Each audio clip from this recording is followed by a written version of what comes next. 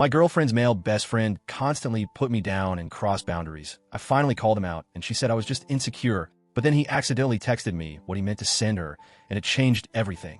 I, 27M, have been dating my girlfriend, Ava, 25F, for a little over a year now. Things between us started out amazing. She's funny, ambitious, kind, and we share the same sense of humor. For the most part, we work well together. But there's always been one lingering presence in our relationship that I just couldn't ignore. Her male best friend, Liam, 26M. They met in college and have been inseparable ever since. According to Ava, they've never dated, never hooked up, and have always just been platonic soulmates. I try not to overthink it. I didn't want to be that insecure boyfriend who sees every guy as a threat. So I pushed the jealousy aside at first. The first few times I met Liam, I actually tried to be friendly. I invited him out with us, tried to find common ground, even laughed at his jokes. But it didn't take long before I started noticing these little comments he'd make, subtle digs that he'd pass off as banter. Like the time he said, "Wow, Ava, you really downgraded," when I showed up in sweats after work. Or when he joked, "Hope he knows you're too high maintenance for normal guys," while smirking at me across the table. Ava would laugh awkwardly and tell me later, "That's just Liam. He doesn't mean anything by it." Then there were the texts. Constant. At first it was just memes and inside jokes they had. I didn't think much of it. But over time, it felt excessive. He would text her late at night, like 11 p.m., or even after midnight, even when she was with me. If I so much as glanced at her phone, she'd get defensive, saying, "It's not a big deal, he's just bored." It started eating at me. Every time I brought up how uncomfortable it made me feel, she brushed it off. "You're overthinking it," she'd say. "Liam's like a brother to me. You're just being paranoid." But here's the thing. Brothers don't comment on what their sister wears when she goes out. They don't send hearts after every message. And they definitely don't throw shade at her boyfriend every chance they get. I tried to stay calm. I really did. I wanted to trust her judgment, to believe she knew where the boundaries were.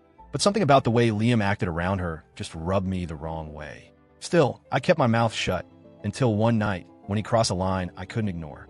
It happened on a Saturday night. Ava and I were watching a movie on my couch, her head resting on my chest, when her phone buzzed on the coffee table. She glanced at it casually, and I wasn't even trying to snoop. But I saw the preview flash on the lock screen for half a second. It was a message from Liam that read, "I still don't get how you could be with a guy like that. You deserve someone who actually understands you." My stomach dropped. I didn't say anything right away. I waited, wondering if she'd bring it up herself. She didn't. She just smiled, snuggled in closer, and went back to watching a movie. Meanwhile, my heart was pounding. After the credits rolled, I paused and looked at her. "Hey, can I ask you something?" She nodded. "Yeah, of course. That message Liam sent. The one just now. Did you see what he wrote?" Her smile faded immediately. "You read my messages?" "No," I said calmly. "It popped up on your screen. I didn't even touch your phone." She bit her lip, then shook her head. "He was just joking. You know how he is." I stared at her in disbelief. "Ava, that wasn't a joke. That was him clearly disrespecting our relationship again." She sat up. "You're reading into it too much. Liam's just protective, that's all." I couldn't help but let out a bitter laugh. "No, Ava. He's not being protective. He's being manipulative. He keeps putting me down, and you let him. He's constantly texting you, especially at night, and making it clear he thinks I'm not good enough for you." She crossed her arms. "So what? Now you think he's in love with me or something?" "Yes," I said firmly. "I do. And honestly, I think a part of you knows it too." Her jaw dropped. "Wow, so now I'm encouraging it? You seriously think I want Liam to like me?" "I don't know," I said quieter now. "But I do know that if the roles were reversed, if I had a female best friend constantly trashing you and texting me nonstop, you wouldn't be okay with it." She didn't say anything, just stared at me like I'd grown two heads. Finally, she spoke. "This is ridiculous. You're being paranoid. Liam has always been in my life. I'm not cutting him off just because you're insecure." The words hit me like a punch to the gut. I wasn't asking her to choose. I was asking her to see what I saw, to acknowledge that her so-called platonic best friend was clearly crossing boundaries, and that I was hurting because of it. But instead of listening, she shut down the conversation completely, got up, grabbed her things, and left without another word. And for the first time since we started dating, I didn't chase after her. Ava didn't reach out the next day, or the day after that. I gave her space. Honestly, I needed it too. My mind kept replaying our conversation over and over. Her words, her tone, her complete refusal to acknowledge how much Liam's behavior had affected me. Part of me still hoped she'd call and say, "You were right." I didn't want to believe it, but now I see it. That didn't happen. Instead, 3 days later, she sent me a brief text. "I need some time to think. Please don't message me for a bit. I'll reach out when I'm ready. No, I love you." No reassurance. Just distance. I respected her request. I didn't want to be the overbearing boyfriend she was already accusing me of being. So I waited and watched, quietly from a distance. One night, maybe 5 days after that message, I was scrolling through Instagram and happened to check Liam's story out of sheer habit. That's when I saw it. It was a dimly lit photo taken at a cozy Italian restaurant. One of those close-up shots of a wine glass with candles in the background. But what caught my eye wasn't the wine or the food. It was the reflection in the mirror on the wall behind the table. Two people sitting across from each other. Liam and Ava. He hadn't tagged her. No caption. Just the ambience. But I knew it was her.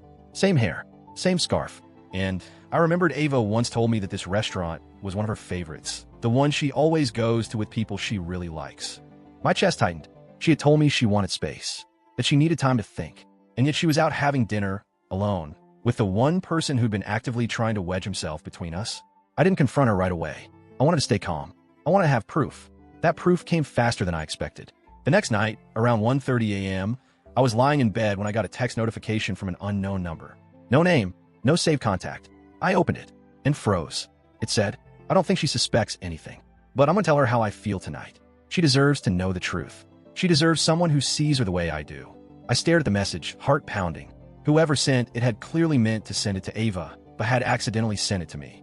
Seconds later, another message followed. Wait, oh shit, wrong number. It didn't take a genius to figure it out. Liam had just confessed, accidentally, to planning to tell Ava that he was in love with her. And he'd sent it to me. I didn't reply. I didn't need to. I took a screenshot, sat up, and stared at my phone for a long time.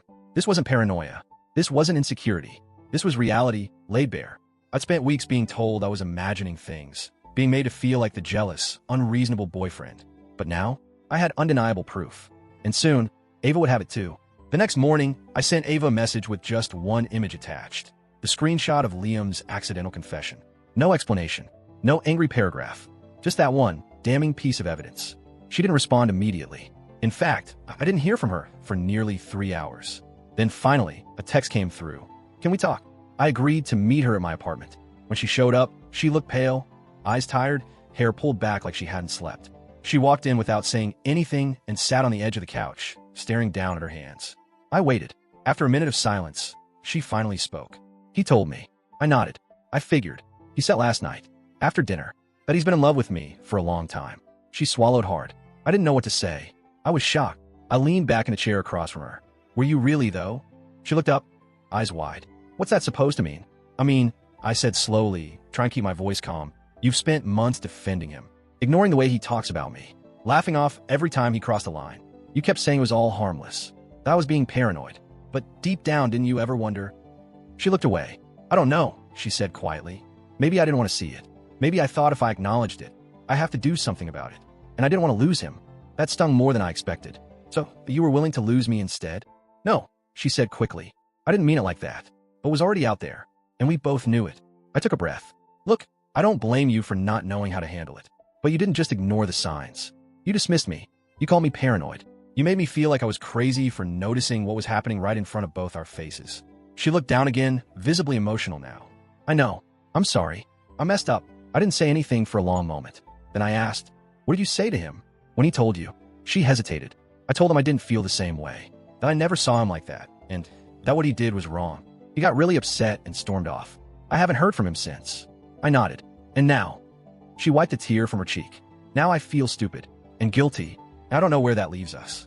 It was a fair question. I didn't know the answer either. Ava looked at me with genuine regret. I want to fix this, if you'll let me. I believe she meant it.